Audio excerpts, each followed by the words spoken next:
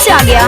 ए madam, क्या है? गमछे वाला किसको बोल रहे हैं? हाँ तो और क्या बोले, गवार कहीं का। ए मैडम, बहुत हो गया। आप जानती क्या हो इस गमछे के बारे में? क्या है? यूपी बिहार का शान है ये गमछी। अच्छा। आन बान शान पहचान है गमछिया, सच कहीं मोर गुमान है गमछिया। चल हट गवार कहीं का। आन बान शान पहचान है गमछिया, सच कहीं मोर गुमान है गमछिया। देखने में तुमको भले गवार लगते हैं, वो तो है ये हो। तोरा का पता है गमछिए से का? हम तो रंगदार लगते हैं। तोरा का पता है गमछिए से अच्छा। तो रंगदार लगते हैं।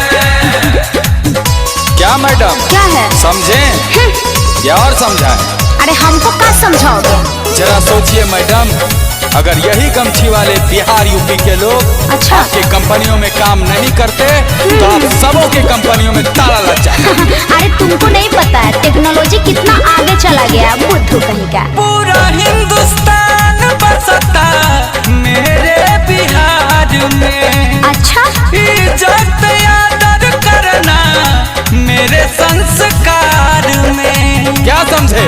अच्छा कैसे? तो बोलिए बिहार का स्पेलिंग। अरे तो ये कौन सी बड़ी बात है?